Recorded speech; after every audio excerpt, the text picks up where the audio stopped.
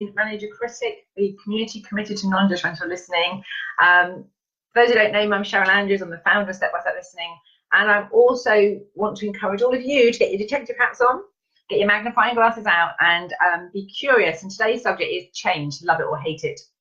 One of the things I've come to realise is that when I started this journey, I was actually at a point around change where I was saying things like, oh, I just don't worry about change. Why do I have to be one that adapts? Why do I have to be the one that's accommodating? Why do I have to?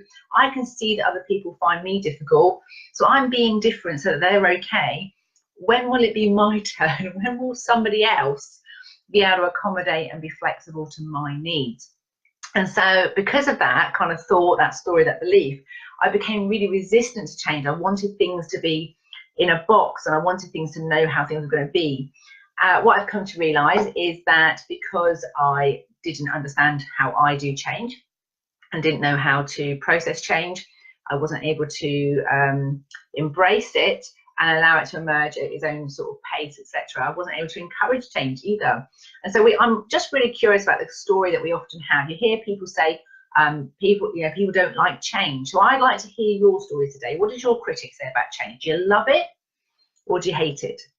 And I want you to think about, how does that story serve you? Because if you are someone that loves change, that you love new ideas, you love coming up with great stuff, what might happen is you start creating change just for the sheer sake of change because you love change. And that might mean that you don't complete things. It might mean that other people can't keep up with you because just as they grasp an idea that you're going to do this with them, and they start to join you and they get really excited, then you decide to change. And so it might be that people find it difficult to follow you because you don't stay consistent with that one thing that you're trying to follow with.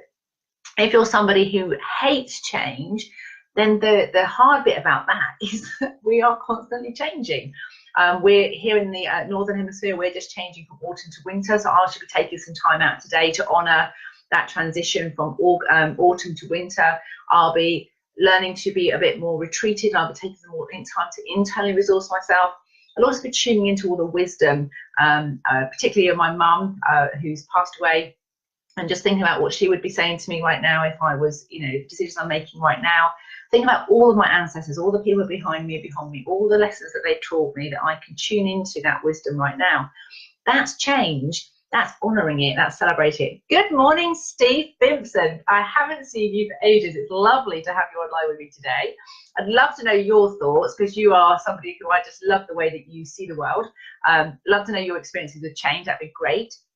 So we're talking about love it or hate it, but also about how whatever story we tell it, if we say we love it, how that can work with us and be a massive strength, and we can be really accommodating, we can be really flexible, we can come up with new ideas, and every time things change, it's like an excitement and it's an adventure. If you don't like change, you might be putting yourself in a bit of restriction. And actually, I believe that we need both in our brains. We need to be able to be change makers, so we come up with exciting things that we can do. We have to manage the change that's actually happening right now.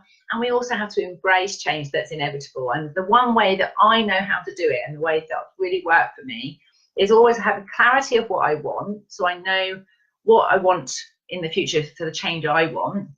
Having confidence in what is already working right now. So acknowledging that I'm starting on a solid foundation. If it feels like everything is always changing all the time, then when I'm trying to create new change, it's like my feet are on sinking sand and I can't do it. So I have to have confidence in what's already working. So it's like, one of the rules I have is that you don't make the past wrong in order to make the future better. It is what it is. I've learned from it. If you make, I've got to change because this is all wrong, then you're on poor foundations, whereas it is just what it is. This is where we are today. This is what we've learned.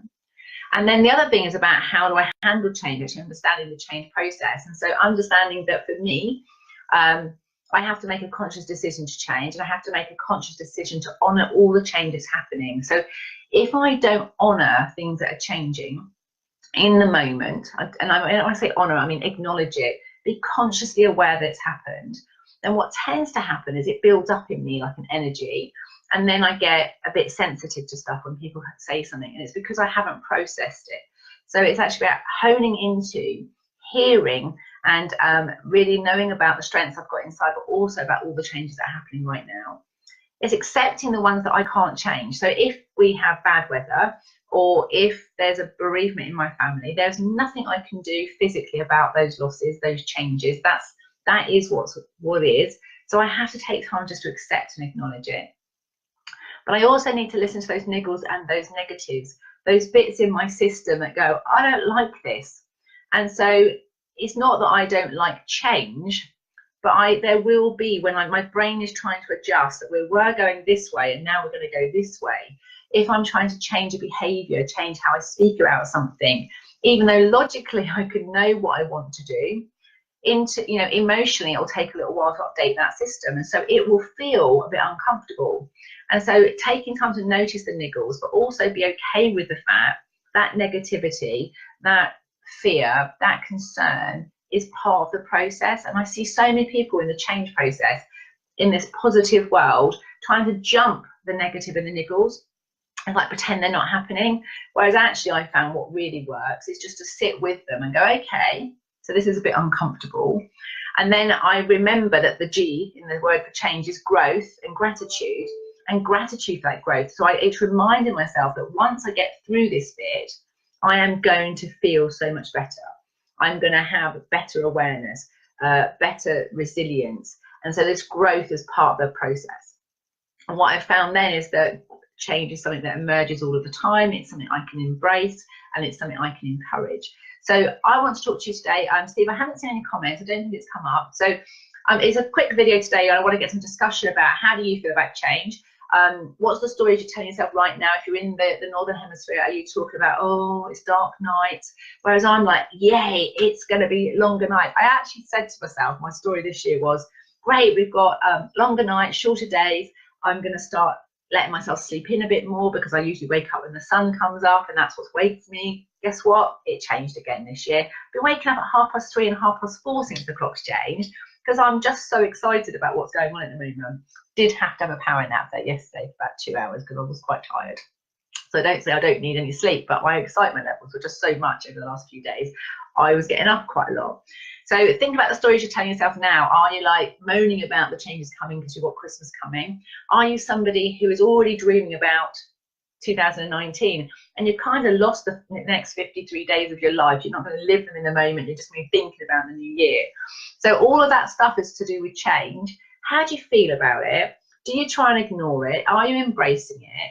And what are your niggles and negativities? If you can talk about, the things you get from a growth from change, and talk about your niggles and negativities. What is it you don't like about change, and what do you love about change? Let's get that conversation going, because I'd like to know how different we all are, because that's how we grow. That's how we learn, is we go, oh, that's how I do it. Oh, you do it differently. And when we can get those change models working in harmony, that's when the magic happens. That's when we can all cope with change far better than when it's thrown at us. And when somebody is having a difficult time, for me, change is something I can absolutely manage now without any problems at all. But it will build up in me if I've had 3 or more changes within a short period of time where I've had no time in my diary to get up, reflect, process, acknowledge that there's been a change that's happened. Because if I don't acknowledge it, I don't update my system, which then means future decisions are made on old data.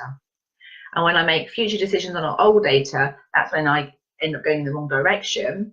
And then I get another bit of feedback that says, oh, something needs to change. And then I get stuck in this loop. And it's about updating my system on a regular basis. So that means meditation in the morning, it's journaling, and just having some quiet time with myself to sort of notice those niggles and those negative feelings and notice what's changed, and then celebrating it. Celebrating that I've noticed it, and 2, that gives me growth and opportunity to change things again. If it's not working for me, it's my opportunity to check in. So that's the subject for today, and I set myself a goal that I'm not going to do videos that are more than 6 to 10 minutes long, unless you're on here asking me loads of questions and keeping me here. So as I'm at 9:34 now, I'm going to love you and leave you this morning, and I look forward to the discussions coming out later. Change, love or hate it. What do you love about it? What do you hate about it? And let's work out how we as a community can support each other through change more effectively in the next 53 days of 2018, but also for those massive changes maybe you're looking for or hoping for in 2019. Look forward to hearing from you this week. Speak to you soon.